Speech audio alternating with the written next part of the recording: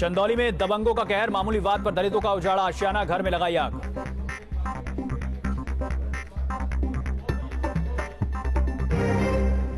सहारनपुर कांग्रेस प्रत्याशी को भारी पड़ी बदजुबानी, देवबंद थाने में केस दर्ज। इमरान मसूद ने मोदी पर दिया था विवादित बयान।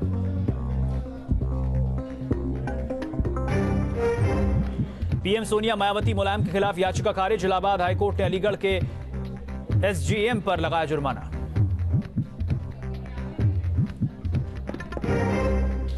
नोएडा के सेक्टर 22 में बदमाशों का आतंक, घर में घुसकर महिला और बुजुर्ग की हत्या, आरोपियों की तलाश में जुटी पुलिस।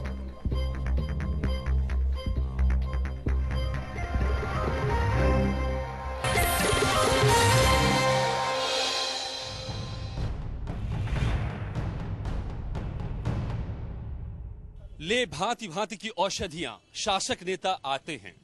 भारत से भ्रष्टाचार अभी तक दूर नहीं वो भगा पाए। अब केवल एक इलाज शेष, मेरा ये नुस्खा नोट करो, जब वोट करो मत खोट करो, सब कुछ डंके की चोट करो। जी हां, स्वागत है आप सबका वोट की चोट में। मैं हूं अजय और आज मैंने जो कविता पढ़ी ये काका हाथरसी की पंक्तियां हैं। आप समझ गए होंगे कि हम इस वक्त हाथरस में हैं। हाथरस को कभी उद्योगों के शहर के तौर पर जाना जाता था। मिलें हुआ करती थी यहां पर, रेलवे लाइनें मिलों तक पहुंचती थी, मगर वो सब के सब बंद हो गए। क्यों हो गया ऐसा? किसने लूट लिया यहां के उद्योगों को? किसने तबाह कर डाला? यहां पर सैकड़ों दाल की मिलें थी, मगर वो मिलें आज नहीं है, दर्जनों में सिमट कर रह गई। किसने बंद करवा दिए? कौन सी वो नीतियां बनी कि उद्योग बढ़ते, उसके बदले उद्योग सिमटते चले गए?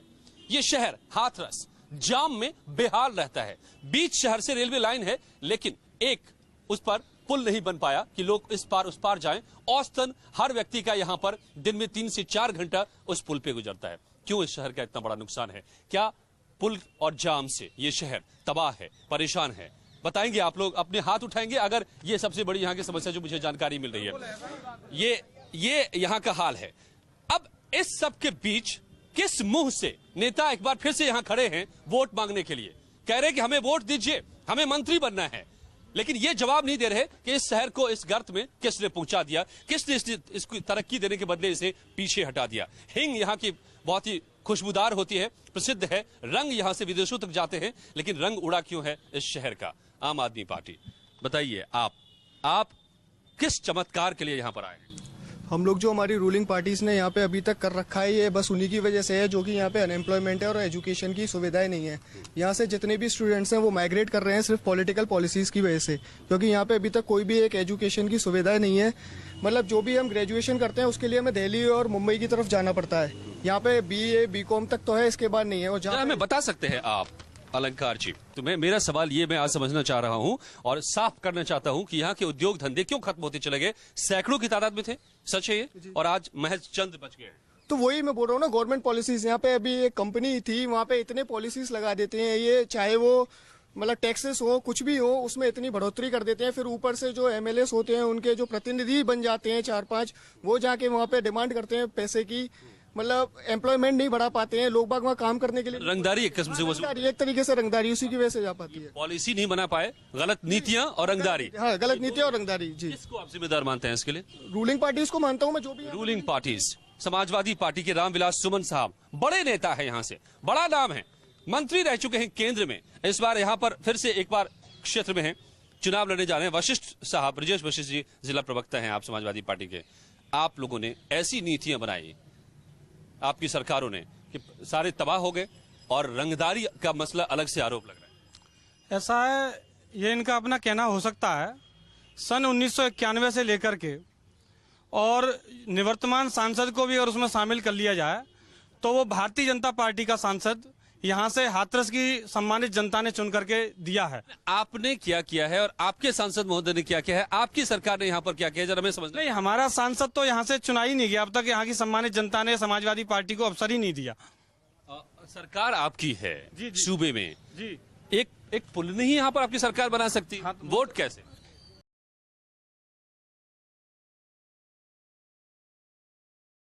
सरकार में राज्य सरकार का 50% इसमें अंशदान होता है, 50% सेंट्रल गवर्नमेंट का होता है।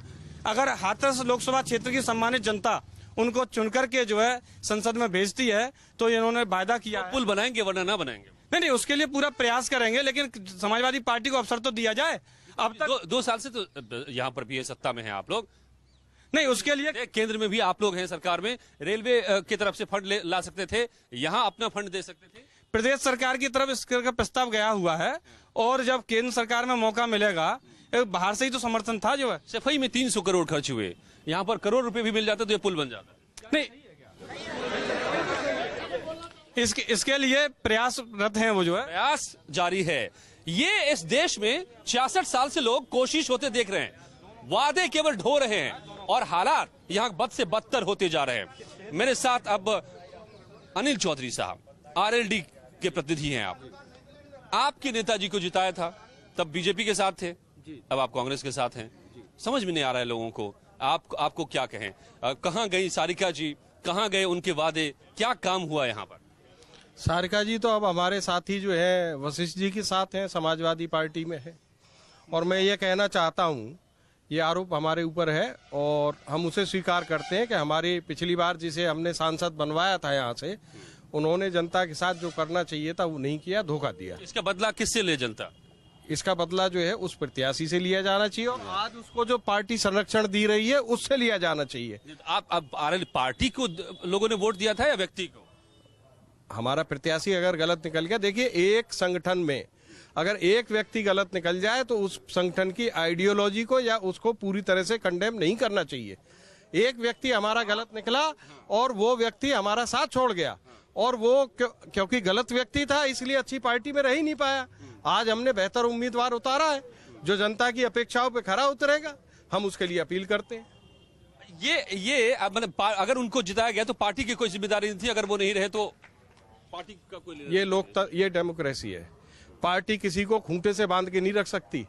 उसको हमने जिताया, फिर तो नेताजी लोग काम लेने की कोशिश की और उसने जब काम नहीं किया तो उसने हमारी पार्टी छोड़ दी और बिल्कुल जैसे ही वो थी वैसे ही गैंग में जाके पहुंच गई है। जीत केवल एक यहाँ का जरिया होता है कि कौन विनर है, कौन विनिंग कैंडिडेट है, वही केवल ये रहेगा। बसपा बीएसपी से हमारे साथ हैं इस वक्त जो खुद मनोज सोनी साहब यहाँ मैदान में है। मनोज जी, यह हाल जो यहाँ का हुआ है, क्या आप लोग भी मानते हैं कि कसूरवार हैं? नहीं, इसके लिए सभी पार्टियां, सभी लोग कसूरवार हैं, क्योंकि उन्होंने हमेशा ऐसे व्यक्तियों को चुना जिन्होंने काम अच्छा नहीं किया। और मैं चाहता हूं कि ऐसे व्यक्तियों को जनता चुने, वो किसी भी पार्टी के हों या किसी भी दल के हों, किसी समाज के हों। ऐसे व्यक्ति को चुना जाए जो विकास की बात करे, केवल विकास की और विकास की बात करे।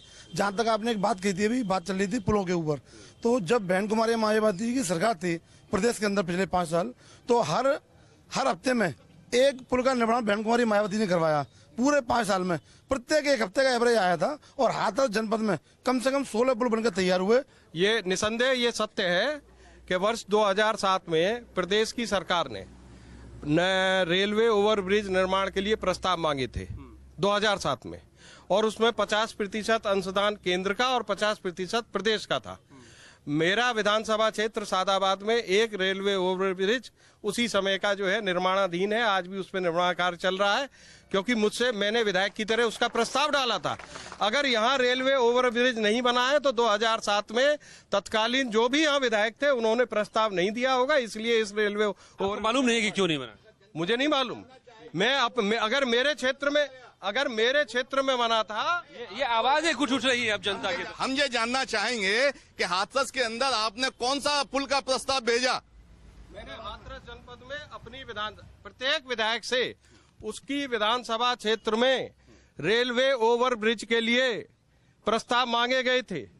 मैं उस वक्त सादाबाद से विधायक था, मैंने रेलवे ओवरब्रिज का प्रस्ताव दिया था मानिकपुर पे, जलेसर रोड पे, जो आज भी आप मानते होंगे कि उसका काम चल रहा है, और वो उसमें 50 कराना चाहेंगे, क्योंकि वो जो है ओवरब्रिज यहाँ एसपी सिंह बघेल थे सांसद जो है जलेसर क्षेत्र से, उनके द्वारा प्रपोजल दिया गया था, उसके आधार पे वो पुल बना था, ना कि आपके विधायक प्रस्ताव पे। और इसके में अगर चाहें तो मैं ये दे भी सकता हूँ आरटीआई के अंदर कि हाथरस जनपद से जितने भी यहाँ विधायक रहे, जितने भी सांसद रहे, किसी ने कोई प्रस्ताव पुल के लिए नहीं भेजा।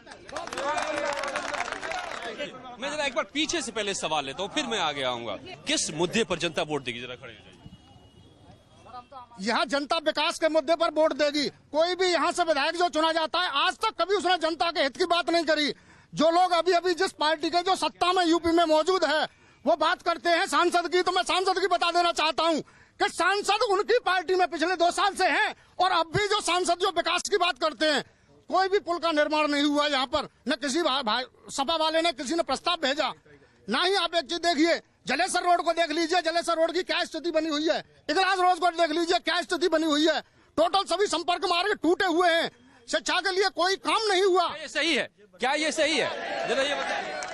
बिल्कुल सही है, बिल्कुल सही है, बिल्कुल। ये जलेसर रोड बिल्कुल टूटा पड़ा हुआ है, यहाँ कुछ आप लोगों के लिए पढ़ाई के लिए क्या है यहाँ पर? यहाँ कुछ नहीं है फिलहाल, ये सब भ्रष्टाचार और कुछ नहीं है। सब अभी तक सब नेता यहाँ पर खा रहे हैं, कुछ नहीं हो रहा है यहाँ पे। आप कुछ कहना चाह रहे थे? हाँ, खड़े हो जाइए। लेकिन यहाँ भ्रष्ट व्यवस्था की वजह से कोई कार्य नहीं हुआ। उनका कहना जलेसर रोड, कोई सा रोड, इगलास रोड, कोई रोड सही नहीं है, चलने लायक नहीं है, इंक्लूडिंग अंदर हाथरस। यहाँ पे जितने भी राजनीतिक लोग हैं, मैं इनसे ये पूछना चाहता हूँ, इनके पास आइडियोलॉजी क्या है कि हाथरस की लोकसभा के लिए हमारे पास ये प्रपोजल है, हम इस जीतने के बाद इस लोकसभा में ये कार्य करेंगे।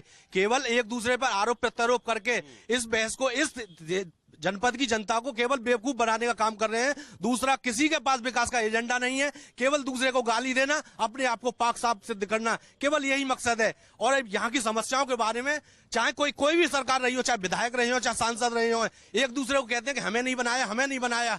आखिर आपको बना के हम करेंगे क्या? जिसको बनाया उसने ही हाथरस को धोखा दिया है। उद्योग यहाँ के उजाड़ दिए, यहाँ से व्यापार हटा दिया। यहाँ पे जाम की समस्या इतनी है कि एक बच्चा अगर स्कूल जाता है 2-2 घंटे लेट होता है। कोई मरीज अगर एम्बुलेंस में पड़ा हुआ है तो उसकी मौत जाम की वजह से हो जाती है। लेकिन किसी भी जनप्रतिनिधि ने, चाहे लोकसभा का हो, चाहे विधानसभा, किसी पार्टी का हो, किसी ने इस पर गंभीरता से विचार नहीं किया है। ना ही इस शहर के लिए उन्होंने कुछ करने की कोशिश की है। जीतने के बाद इस शहर को छोड़ दिया है।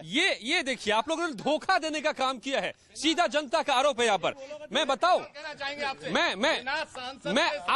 आप नेताजी हैं, आप नेताजी हैं, मुझे लग रहा है। सुनिए, आप कार्यकर्ता हैं।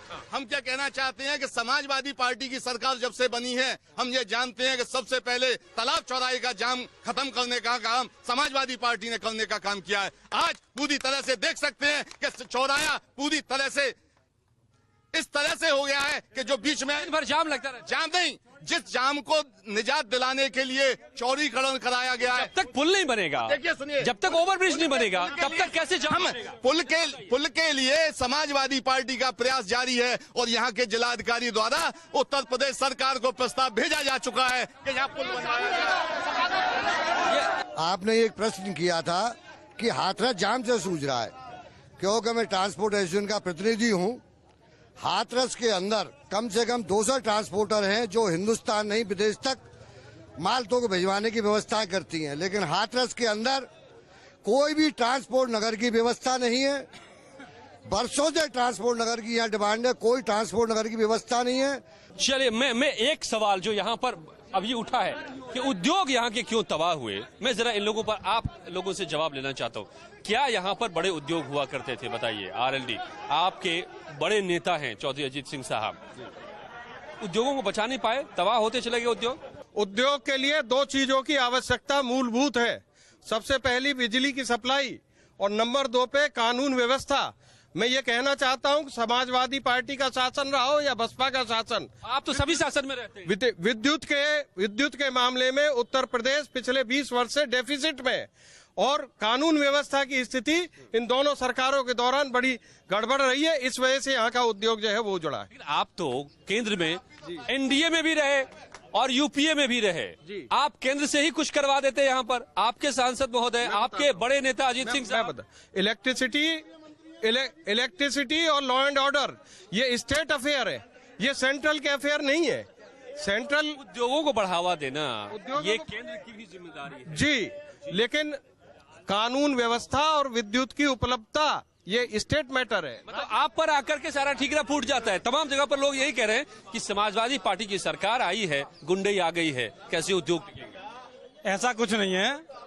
समाजवादी पार्टी, ये तो विपक्षी पार्टियां हैं, कुछ भी कह सकते हैं, लेकिन समाजवादी पार्टी विकास के मुद्दे को आगे बढ़ाती है। और ये सब लोग जानते हैं कि समाजवादी पार्टी कथनी और करनी में कोई अंतर नहीं है।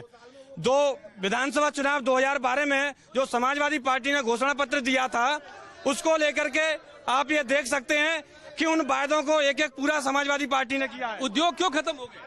नहीं, उद्योग के लिए यहाँ की कुछ जो कम्युनिस्ट पार्टियां थी, लाल झंडा यूनियन, वो जिम्मेदार थे। पिछली पार्टियां थी वो जिम्मेदार थी, जो है बहुजन समाज पार्टी का शासन। यहाँ पे उद्योग इसलिए खत्म हो गया क्योंकि वो जल्दी में बोल गए कि मैन पावर, उन्होंने मैन पावर का नाम नहीं लिया। किसी भी उद्योग को चलाने के लिए मैन पावर की बहुत जरूरत होती है।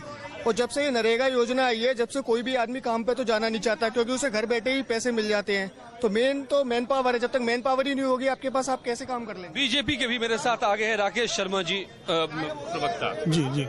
यहाँ आप लोगों का दबदबा रहा है बीजेपी का, लेकिन काम कुछ नहीं करवा पाए। जाम में शहर है, उद्योग धंधे खत्म हो गए। आप लोग जल्दी से देखिए मैं इस विषय पर ज्यादा कुछ न बोलते हूँ, केवल इतना बताऊंगा। भारतीय जनता पार्टी का वर्तमान में शहर के अंदर चेयरमैन है, नगर पालिका अध्यक्ष पर भारतीय जनता पार्टी का कब्जा है। आप शहर के अंदर देख सकते हैं कि भारतीय जनता पार्टी के चेयरमैन द्वारा जाम है शहर में। नहीं, देखिए साहब, गंदगी है शहर में। हाँ, गंदगी में बहुत कुछ सुधार है जब से भारतीय जनता पार्टी का चेयरमैन बना है हाथरस शहर के अंदर। जब से भारतीय जनता पार्टी का चेयरमैन यहाँ बना है, इनका दावा है कि गंदगी में सुधार है क्या? आपकी जनता आपके सामने। देखिए, आज ही कर्रे के मोहल्ले में जहाँ सुबह पर लोग रहते हैं, बाल्मीक बस्ती है, वहाँ का हाल देखिए। जो पूरे शहर को सफा करने का जिम्मा है जिनके ऊपर, वो बेचारे कितनी गंदगी में रह रहे हैं। मैंने वहाँ से चेयरमैन को खुद खड़े होकर फोन किया, उन्होंने आने तक की जरूरत नहीं समझी कि वहाँ आके वो देखें कि क्या गंदगी है। क्या करेंगे आपके नेताजी अगर यहाँ से जीतते हैं, जरा ये बताइए इन्हें। भारतीय जनता पार्टी को यदि यहाँ से मौका मिलता है, और मुझे क्या किया 4 बार में 20 सालों में?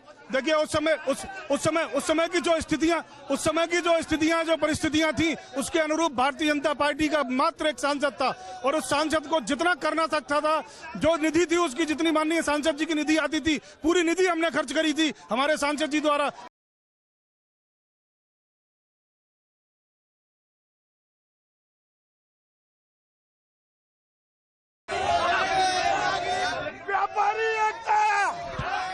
देखिए, मैं इधर घूमिए, इधर कैमरा है। मैं यहाँ पर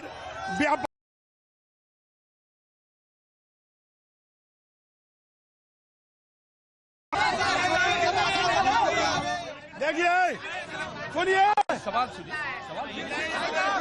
आप बोलिए, आवाज कहाँ आ रही है?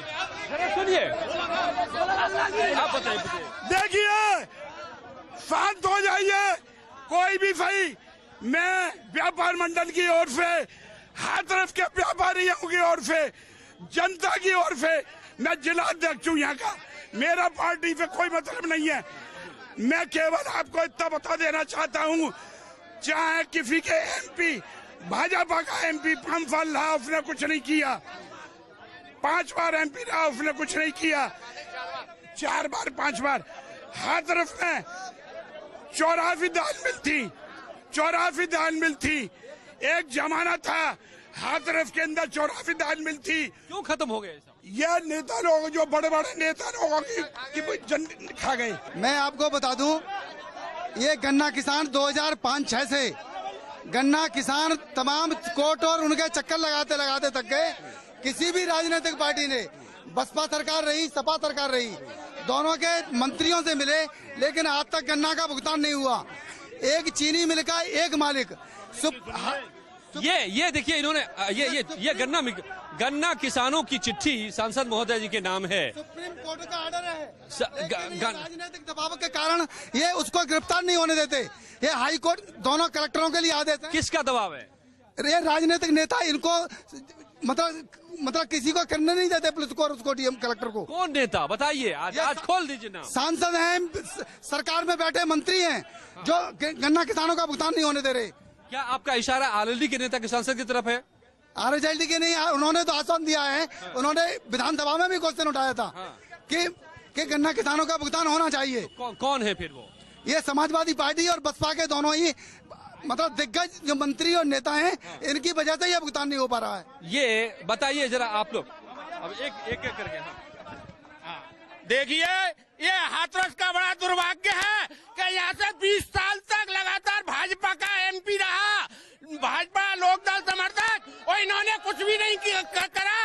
और ये सब हाथरस की जनता भोली भाली है, इनके बहकावे में आ जाती है, बार बार इनको जिता के भेज देती है। अब की बार रामजीलाल सुमन यहाँ से MP होंगे। समाजवादी पार्टी के कार्यकर्ता हैं। लोगों के द्वारा लोगों के लिए चुनी गई सरकार, लेकिन हमारे यहाँ पे राष्ट्र रक्षा, धर्म रक्षा, गौहत्या, यहाँ पर कोई भी पशुपत की वो नहीं है। कोई रोज गौमाता की गाड़ियाँ पकड़ी जाती हैं और बलात्कार, ऐसी घटना रोज चोरी हो रही है, सुनवाई नहीं होती।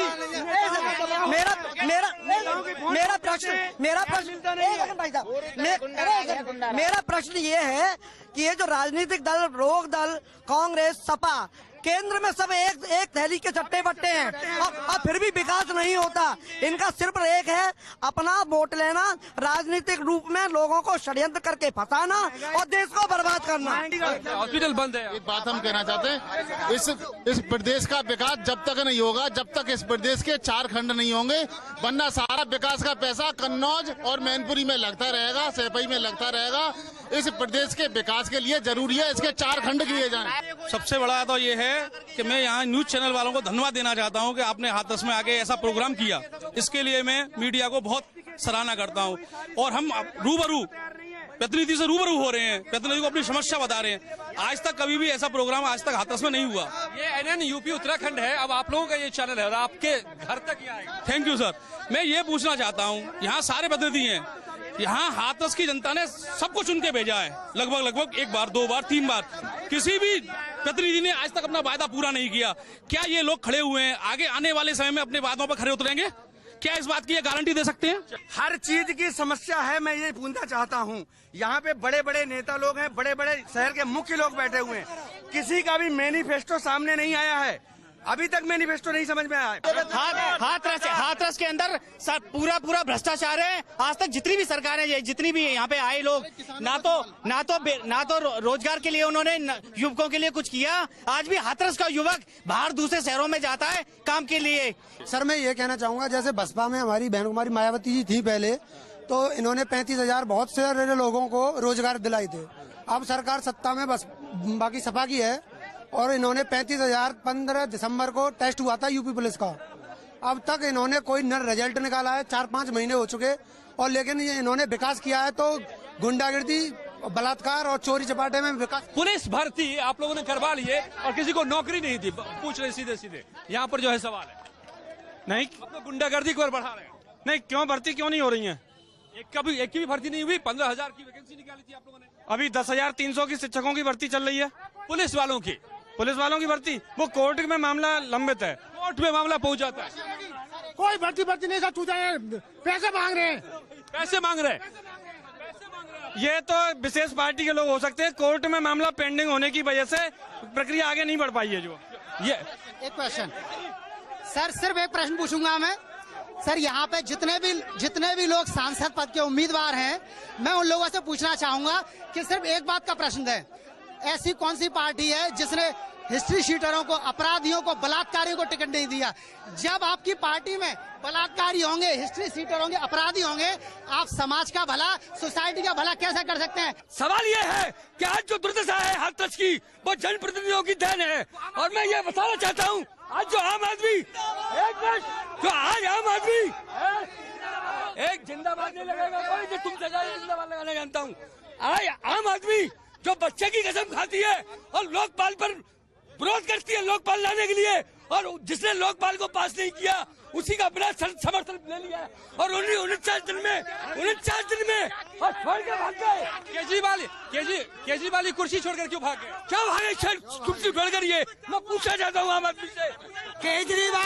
केजरीवाल देश चलाना नहीं जानते, इसलिए मैदान छोड़ के भागे। 20 साल से यहाँ बीजेपी का सांसद रहा है हमारा। 25 साल बिजली को क्या है सवाल है, बिजली कॉटन मिल, यहाँ बेरोजगारी फैलाई है। बीजेपी तोड़ के रखे, 3,000 लोगों को बेरोजगार बनाया। मैं आशिक अनिल भोरे हूँ, काका हाथरसी के दल में रहा हूँ। क्या बात है। तो जरा हाथरसी जी रहते अगर यहाँ पर इस वक्त काका रहते, क्या कहते इस हाल पर? काका कहते कि अरे टेलीविजन वालों, कह रहा है तुमसे काका, इन नेताओं ने डाल दिया व्यवस्था पे डाका। ये हाल है व्यवस्था पर डाका। जरा देखिए, मैं व्यवस्था पर डाका डालने, मैं एक मिनट, व्यवस्था पर डाका डालने वालों से जरा मैं पूछूं क्या आप वादा लेकर आए हैं इस बार? वादे की पोटली तो बहुत बड़ी है, उसमें और क्या जोड़ा है? भारतीय जनता पार्टी ने हमेशा विकास का कार्य किया है, विकास की नीति की। हाथरस के लिए क्या करेंगे? हाथरस के लिए शिक्षा के क्षेत्र में हमारी पार्टी ने गंभीरतापूर्वक विचार किया है और ओवरब्रिज के लिए भी गंभीरतापूर्वक प्रयास किया जाएगा। आप बनवा देंगे क्या ओवरब्रिज? ओवरब्रिज से पहले यहाँ की एजुकेशन इंफ्रास्ट्रक्चर को लेके काफी परेशानी है। क्या विजन है हाथरस को लेकर के? आप लोगों का क्या विजन है? हाथरस को लेके हमारा विजन है कि यहाँ पे एजुकेशन सिस्टम का बढ़ाना देना, इंफ्रास्ट्रक्चर सही करना और करप्शन फ्री करना। बताइए, समाजवादी पार्टी तो सरकार में भी है, हाथरस के लिए क्या आप लोगों का एजेंडा है? हमारे यहाँ से जो प्रत्याशी हैं रामजी लाल सुमन जी, उन्होंने जनता से वायदा किया है कि प्रदेश में हमारी समाजवादी पार्टी की सरकार है। अगर हाथरस लोकसभा क्षेत्र की सम्मानित जनता उनको चुनकर के संसद में भेजती है तो वो अपने पूर्व में अनुभव, क्योंकि पूर्व में पहले केंद्र में मंत्री रहे हैं, यहाँ के लिए क्या करेंगे? हाँ, यहाँ के लिए ओवरब्रिज का काम कराएंगे, क्योंकि केंद्र सरकार और राज्य सरकार के दोनों के सहयोग से ओवरब्रिज, उच्च शिक्षा के क्षेत्र में विकास होगा। आप लोग भी केंद्र में, क्या आप लोगों का एजेंडा, विजन है हाथरस को लेकर के? देखिए, हाथरस के शहर के साथ साथ पूरे जनपद का विकास, यहाँ के देहात का विकास करना, यहाँ के किसान को उसकी उपज का उचित मूल्य मिले। क्या आप लोगों का नजरिया है यहाँ के लिए? देखिए, क्या देंगे आप लोग? अब तक किसने क्या दिया ये आप सब देख रहे हैं, सब लोग कह रहे हैं, लेकिन मैं आपसे ये आश्वासन दे रहा हूँ, क्योंकि मैं पिछले 3 साल से लगातार इस क्षेत्र में लोगों से मिल रहा हूँ, संपर्क में हूँ। मैं ये आश्वासन देता हूँ कि यहाँ पर जो परेशानी है, मैं यहाँ सांसद बनकर जाता हूँ तो तत्काल 6 महीने के अंदर अगर मैं पुल नहीं बना पाया तो मैं अपने पद से इस्तीफा दे दूंगा। सब लोगों के सामने वायदा कर रहा हूँ, आपके सामने। 6 महीने में ये पुल नहीं बना पाएंगे, बीएसपी के उम्मीदवार कह रहे हैं, तो ये इस्तीफा दे देंगे, ये इनका वादा है। यहाँ की जनता मुद्दों पे चुनाव करेगी अब की बार, चूंकि एक मिनट, चूंकि यहाँ जो है 4 बार सांसद भारतीय जनता पार्टी के हुए। ये अहम सवाल है कि मुद्दों पर चुनाव, विकास के मुद्दे पर, यहाँ शिक्षा आलम ये है, यहाँ पर आलम ये है कॉलेज कि शिक्षा नहीं है, हॉस्पिटल बंद है, मिलें बंद हो गई, जवाब नहीं है यहाँ पर किसी के पास में, और हाथरस बदहाल हो रहा है। लेकिन नेताजी लोग फिर से एक बार आए हैं वोट मांगने।